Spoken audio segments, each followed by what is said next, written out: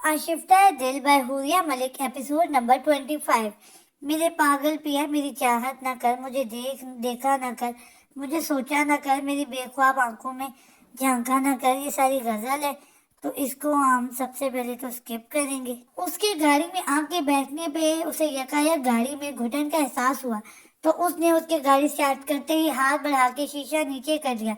वो जो दानिस्तान उसने लापरवाही बरतने की कोशिश करता अपनी पूरी तवज्जो ड्राइविंग पे मरकूज किए हुए था, अचानक खुशबू के झोंके की मानिंद उसके नेट के दुपट्टे से उसके बालों की चंद लटकें लहराती हुई उसके चेहरे उसके कंधे से टकराई तो उसकी तवज्जो भटकने लगी।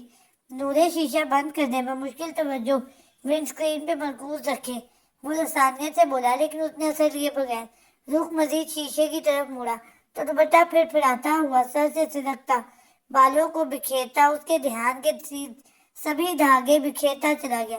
शीशा बंद कर दे नूरे, मुंह से टकराती उसकी मुश्कबार जुल्फों की महक खुद में उतारते हुए वो ठहरे भारी लहजे में गोया हुआ तो उसकी तरफ से रुख मोटी शीशा आखिरी हद तक नीचे कर गई।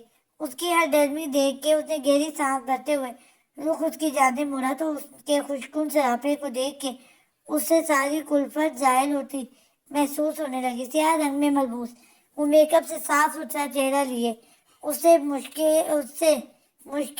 मुकम्मल बेनियाज उसकी तवज्जो के सारे धागे अपने साथ लपेटती चली गई। उसके सरापे को निगाहों के रास्ते दिल में उतारते उसे जब अपने जज्बात में सुबह रवि महसूस हुई तो वो खुद पे जब्त पाता एक हाथ में स्टीयरिंग थाम के उसकी जानिब झुका। वो जो उसकी जानिब से मुकम्मल लापरवाही बरतती बाहर नजारों को देखती अपने अंदर के घुटन को कम करे तो उसके एकदम से अपने बेहद नजदीक झुके देख के लाशोरी तौर पर गड़बड़ाई। ये क्या बदतमीजी है। वो सिमटती हुई खुद को मुकम्मल तौर पे सीट से लगाती हुई तो उसकी जानिब झुके हुए हमास ने चेहरा उसकी जानिब मोड़ा तो उसके लब उसके चेहरे के बेहद नजदीक हो गए, जिसे खुद ही महसूस करके हमास के जज्बात में तो बयानी सी आने लगी, जबकि दूसरी जानिब वो उसकी सांसों की पुरतपिश लपक अपने चेहरे पे महसूस करके नागवारी से चेहरा फेर गई। पीछे हट के बैठो, मुझे कम से कम तुम्हारे साथ नहीं मरना। उसकी तवज्जो ड्राइविंग से हटती देख के तल्ख लहजे में गोया हुई तो उसकी तरफ झुके हमास ने हाथ बढ़ा के शीशा ऊपर किया तो अंदर छाया सारा फसूं पल में खत्म हुआ। मैं भी अभी आपके साथ जीना चाहता हूँ। पीछे हटते हुए उसने उसके चेहरे पे गहरी निगाह डालते हुए गंभीर लहजे में कहा तो उसके चेहरे पे जहर खून तबस्सुम फैल गया, लेकिन बिना कोई जवाब दिए उसने दोबारा शीशा नीचे करने के लिए हाथ बढ़ाया जब उसकी मुतवज्जो आवाज गूंजी, मुझे शीशा नीचे मत कीजिएगा। एक सर्द निगाह साइड मिरर पे डालते हुए उसने सपाट अंदाज में उसे टोका जब नूरे ने उसकी जानिब पारदार अंदाज में देखा। ये जो पेपर तुम अभी साइन करके आए हो ना, इस पे घमंड ना करो और ना ही मुझे अपना पाबंद समझ के मुझ पे अपना हुक्म चलाने की कोशिश करना, क्योंकि वो पेपर सिर्फ जंग की आगाज है। उसके संदिलाना अल्फाज में तवज्जो दिए बगैर उसने एक झटके से उसका बाजू पकड़ के अपनी जानिब खींचा तो वो लचकीली ढाल की मानिंद लहराती हुई उसके कुशादा सीने से आ टकराई। तुम उसकी इस हरकत पे आग बगुला होती वो सुर्ख चेहरे के साथ बोलने लगी, तब वो दहाड़ा, नूरे डाउन। उसकी इस धार पे उसने चौंक के उसकी जानिब देखा जो गाड़ी की स्पीड खतरनाक हद तक बढ़ाता उसका सर अपनी गोद पे रखे अपनी सुरमई निगाहें बैक व्यू मिरर पे गाड़े गाड़ी को मुख्तलिफ टेक ओवर्स करता बहुत रैश ड्राइविंग करता हजूम में गाड़ी घूम करता चला गया। कौन पीछा कर रहा है हमारा। लाशुरी तौर पे उसने उसने खुद को और उसे एक साथ मुखातिब किया। इस टेनिस सिचुएशन में भी उसकी आंखों को मुस्काने पे मजबूर कर गया। कोई नहीं है, नया नपा तुला सा जवाब देते हुए उसने अपनी तमाम तर तवज्जो बैक व्यू मिरर और ड्राइविंग पे मरकूज रखने की कोशिश की, लेकिन गोद में लेटी दुश्मन जान की खुशकुन वजूद की खुशबू उसकी तवज्जो भटका रही थी। उसके जवाब पे वो उसकी आगोश से निकली सीधी होकर बैठ गई। ये बहुत घटिया हरकत थी। वो वाकई सच समझी थी कि उनके पीछे कोई नहीं था, बल्कि हमास ने जानबूझकर उसे हरासा करने की कोशिश करते उसे अपने बेहद नजदीक किया था। मुझ जैसे बंदे से शेरफाना कर हरकतों की तवक्को रखिएगा भी मत। एक नजर गाड़ी के मुताकुब में आधी दोनों गाड़ियों को देखता था। वो टाई से बोला तो چبھتی ہوئی نگاہ اس میں ڈالتے ہوئے تو جواب دینے کے لیے منہ کھولا ہی تھا کہ ڈیش بورڈ پہ پڑا اس کا موبائل گنگنا اٹھا۔ نورے نے اچٹی نگاہ موبائل کی روشن اسکرین پہ ڈالی اور جیل پلٹ کمینہ کالنگ لکھا نظر آ رہا تھا۔ اس سے پہلے کہ نورے نام کی نیچے لکھے نمبر پہ غور کرتے، حماس نے سرعت سے ہاتھ بڑھا کے موبائل پکڑا اور آن کر کے کان سے لگاتے ہوئے اس کا والیوم کم کیا۔ وعلیکم السلام، محتاط انداز میں ڈرائیونگ کرتے ہوئے اس نے جواب دیا۔ میں ابھی حویلی نہیں جا رہا۔ حماس کی پرسکون آواز پہ نورے نے آپ کی توجہ سے راستوں کو دیکھا تو ٹھٹک گئی، کیونکہ گاڑی واقعی حویلی کے راستوں پر گامزن نہیں تھی۔ حویلی میں خیر خواہ بہت ہیں، ایسے میں مجھے نقص امن کا شدید خدشہ لاحق ہے۔ دوسری جانب سے نہ جانے کیا کہا گیا تھا کہ وہ لب دانتوں تلے دباتے ہوئے متبسم لہجے میں گویا ہوا، تو نہ چاہتے ہوئے بھی نورے نے کان اس کی گفتگو کی طرف متوجہ کی، کیونکہ اس کے خیال میں دشمن پہ وار کرنے سے قبل اس کے دوستوں اور دشمنوں سمیت اس کی کمزوریوں اور طاقتوں سے آگاہ ہونا بہت ضروری ہے۔ ہاں نہیں، اب میری باری ہے، کیونکہ مجھے ایک مکوں کا بھی تو بدلہ لینا ہے ابھی۔ اس نے دوسری جانب گویا اپنے ارادوں سے آگاہی پہنچائی تو نورے یمان کے علاوہ اس کی ایک جیل پلٹ کمینے سے ایسی فرینکنیس پہ کافی متعجب ہوئی۔ کون ہے یہ شخص؟ اب اس کے دل میں کھلبل سی ہونے لگی، لیکن فی الحال اس نے توجہ ان کی گفتگو کی طرف مبذول کی، کیونکہ وہ زود ہو کے اپنے نقصان کا ویویلا کرنے والوں میں سے نہیں تھی، بلکہ وہ اگلے ہی لمحے خود کو سنبھال کے اگلے کو رلانے پہ مجبور کر دیا کرتی تھی۔ تیرا ریاکشن بہت اوپرا تھا، یعنی عجیب تھا۔ اس سے ثابت ہوا کہ اچھی اداکاری میں تیرے نمبر مجھ سے کم ہیں۔ انداز میں سنجیدگی، لہجے میں چڑھانے کا تاثر لیے وہ متبسم آنکھوں سمیت بولتا اسے زہر سے بھی زیادہ کڑوا لگا۔ میں تمہارے ساتھ کوئی رومانٹک سی لانگ ڈرائیو پہ نہیں نکلی جو اس سفر اور تمہارے ساتھ کو انجوائے کروں گی۔ اپنی فضول باتوں کو ختم کرو اور مجھے جلدی سے حویلی پہنچاؤ۔ اس کے چہرے کی مسکراہٹ ختم کرنے کو جان بوجھ کے بلند آواز میں چیخی تو اس کی دھاڑ اس کال پہ مصروف دوسری جانب جیل پلٹ کمینے شخص کا بلند کہکا حماس کا جی جلا گیا۔ Welcome to love marriage land bro. اس کا تپا لہجہ حماس کو پوری طرح سلگا گیا۔ اس نے ایک تعجبی نگاہ نورے پہ ڈالی جو اب پرسکون سے کھڑکی کے باہر دیکھنے لگ گئی تھی۔ میں اب سنسان روڈ کی جانب مڑنے لگا ہوں۔ You can start your task. وہ گفتگو کا اختتام کرتا اسے حکم جاری کرتا گاڑی کا گیئر بدلنے لگا، اور اس سے اس کی حرکت کا بعد میں بدلہ لینے کا سوچ کے اس نے گاڑی کی سپیڈ تیز کر دی، جبکہ وہ اپنی گاڑی کے پیچھے آتی دونوں گاڑیوں سے بے نیاز اپنے ہی دھیان میں گم تھی، جبکہ ان کی گاڑی کے تعاقب میں آتی دونوں گاڑیوں کے سامنے ایک گاڑی بہت اچانک سے آ کے اسے اس انداز میں آ کے رکی کہ دونوں گاڑیوں کو بیک وقت بریکس لگانی پڑی، اور اگلے ہی لمحے اس گاڑی سے وہ جیل پلٹ کمینہ نکلا اور بہت بے خوفی سے ان گاڑیوں کی جانب بڑھا جن میں موجود نفوس کو فقط حماس اور نورے کو ڈرا کے انہیں کڈنیپ کرنا تھا۔ لیکن یہاں وہ بہت بڑی غلطی کر بیٹھے تھے، جس کی سزا ان کی گاڑیوں کی جانب بڑھ رہی تھی۔ سین چینج۔ وہ اس کی ضد کی پرواہ کیے بغیر اسے حویلی لے کے جانے کی بجائے لاہور لے آیا تھا، لیکن لاہور لے کے آنے کے باوجود وہ اسے اس کے اپارٹمنٹ میں یا اپنے اور یمان کے مشترکہ فلیٹ پہ لے کے جانے کی بجائے قطعی انجان مگر خوبصورت بنگلے میں لے آیا۔ نورے اترے گاڑی سے۔ گاڑی اس خوبصورت بنگلے کی پورٹیکو میں روکتے ہوئے اس نے بفری بیٹھی نورے سے کہا، جس نے اس کی بات انسنی کرتے ہوئے گاڑی کی پشت سے ڈیک لگائی۔ اس کی مسلسل ہر ڈھرمی کو دیکھتے ہوئے اپنی بار وہ اپنے اندر کے حماس کو سلانا چاہا اور گاڑی سے اتر کے اس کی سائڈ پہ آیا اور ایک جھٹکے سے اس کی جانب کا دروازہ کھولا۔ جنگ لڑنے کے لیے اپنے ہتھیار مضبوط کیجیے مسز خانزادہ، یہ بچکانہ ہتھیار کسی کام کے نہیں ہے۔ معنی خیز لہجہ جو بہت جتاتا ہوا تھا اس میں کہتے ہوئے اس نے لال بگو کا چہرہ لیے بیٹھی نورے کو جھک کے اپنے مضبوط بازوؤں میں اٹھایا تو وہ اچانک رفتار پہ چیخ اٹھی۔ یہ چیخ ابھی بنتی نہیں تھی۔ ایک گہری سی بے باک نگاہ اس پہ ڈالتے ہوئے اس نے سنجیدگی سے کہا تو وہ اپنے کنٹھوں سے سرکتی شال کو بے بسی سے دیکھتی وہ اس کی گرفت میں مچلی۔ مجھے چھوڑو حماس خانزادہ، ورنہ میں تمہارا خون پی جاؤں گی۔ وہ جو بہت کچھ سوچ کے آئی تھی، پہلے ہی دن اس کی اس غیر متوقع صورتحال پہ بنا اٹھی کیونکہ اس کے خیال میں اتنی بے عزتی کے بعد حماس کم از کم اس کے نزدیک نہیں آئے گا، لیکن وہ غلط تھی۔ کہاں سے شروعات کریں گی؟ ہونٹوں سے یا گردن سے؟ اس کی مزاحمت کا اثر لیے بنا وہ اپنی انگلیوں کا مضبوط دباؤ اس کے وجود پہ مزید گہرا کرتا، اسے شرم و غصے میں مبتلا کر گیا۔ مجھے اس ایسے ہاتھ مت لگاؤ۔ وہ دونوں ہاتھ اس کی گردن کی گرجتی، وہ اس کی گردن اپنے ناخنوں سے پوری طرح زخمی کرتی، وہ اس کی مضبوط انگلیوں کی بے باک لمس پہ تڑپی۔ یہ شروعات ہے مسز خانزادہ۔ ہاتھ منہ بلکہ پورے کا پورا حماس خانزادہ ایسے ویسے ہر طرح سے لگے گا۔ خوبصورت لاؤنج سے گزرتا وہ سیڑھیوں کی جانب بڑھتے ہوئے بے شرمی کی حدوں کو عبور کرنے لگا، جبکہ اس کی بے شرمی پہ فطری حیا سے مغلوب ہوتی نورے کو اس پہ اور خود پہ شدید طیش آنے لگا۔ حماس چھوڑو مجھے۔ کمر کی گرد کسے اس کے ہاتھ کی انگلیاں جب اس کے وجود کی گہرائیوں کو ناپنے لگیں تو وہ بے تحاشا دھڑکتے دل اور سرخ چہرے کے ساتھ چیخے۔ اس کی آواز میں محسوس کی جانے والی بے بسی پہ حماس نے نظر جھکا کے اسے دیکھا کہ اس کے بازوؤں میں مقید اس کے سینے سے لگے اسے نفرت کرنا اسی کی قربت سے خائف سرخ چہرہ لیے اس کے جذبات کو مزید جلا بخش گئی۔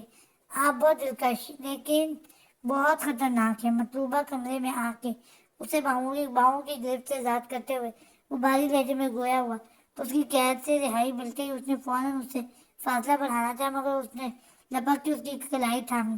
ساری زندگی میتھس اور الجبرے کے سوال کرتے ہوئے گئی، لیکن اب سمجھ آیا ہے کہ میتھس کے پیچیدہ مسئلوں کو سلجھانے سے کہیں زیادہ دلکش اور دلفریب آپ کی ان زلفوں کے پیچ و تاب کو سلجھانا ہے۔ اس کی کلائی تھام کے اسے اپنی بےحد نزدیک کرتا وہ بھاری لہجے میں گویا ہوا تو اس کے بولتے لب جب اس کے بےحد نزدیک کھڑی نورے کے رخسار سے ٹکرائے تو اس کے وجود میں جیسے کرنٹ دوڑ گیا۔ وہ بجلی کی سی تیزی سے اس سے پرے ہٹی اور بے یقین نگاہوں سے اسے دیکھا۔ تم مجھے یوں سیکسولی ہراس نہیں کر سکتے۔ اپنی پاگل ہوتی دھڑکنوں اور ہاتھ پیروں میں ہونے والے سنسناہٹ پہ قابو پانے کی کوشش کرتی وہ غائب سی لہجے میں گویا ہوئی، کیونکہ مارے جیسے دلی وابستگی ہونے کے باوجود اس نے کبھی اسے نزدیک نہیں آنے دیا، نہ اس کی قربت پہ اسے یوں محسوس ہوا تھا، لیکن اس شخص کی قربت، اس کی باتیں اور اس کا سلگتا ہوا لمس اسے ناگواری کے ساتھ ناقابل فہم کیفیات میں مبتلا کر رہا تھا۔ تب اسے خیال آیا کہ شاید وہ اپنی شخصیت کا چام بکھیرتے ہوئے اس کو یوں زیر کرنے کی کوشش کرنا چاہ رہا تھا، جبکہ اس کی اس قدر فضول گوئی پہ وہ چونکا اور ٹھٹکا اور پھر بے ساختہ ہنس دیا۔ او مائی گاڈ، سیکشولی ہیراس؟ مطلب میں یعنی حماس خانزادہ اپنی بیوی کو نکاح کے بعد پہلے ہی سیکشولی ہیراس کر رہا ہوں؟ واو! اس کا چہرہ ہی نہیں بلکہ اس کی آنکھیں بھی مسکرا رہی تھیں، جبکہ اس کے یوں مذاق اڑانے پہ نورے کا دل چاہا وہ اس کے مسکراتے چہرے کو مسخ کر دے۔ ہاں تم یہی کر رہے ہو، اور اس طرح کر کے تم اپنی نفسی خواہشات کی تک وہ بدگمانی تنفر سے چیخی جب اسے درستگی سے اس کے بازو کو پکڑتے ہوئے دوبارہ اسے اپنی طرف کھینچا تو وہ نہ چاہتے ہوئے بھی واپس اس کے وجود کا حصہ بنے۔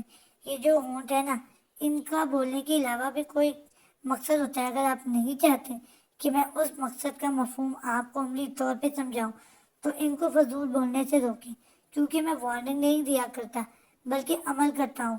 اس کے مصنوعی رنگوں سے بے نیاز سرخ ہونٹوں پہ اپنی انگلی رکھتا وہ سرمئی نگاہیں اس کے ہونٹوں پہ گاڑے بھاری لہجے میں بولا تو اس کی بات کا مفہوم سمجھتے ہوئے نورے کی ریڑھ کی ہڈی تک سنسنا اٹھی۔ جو کچھ آج ہوا یہ کیسے ہوا؟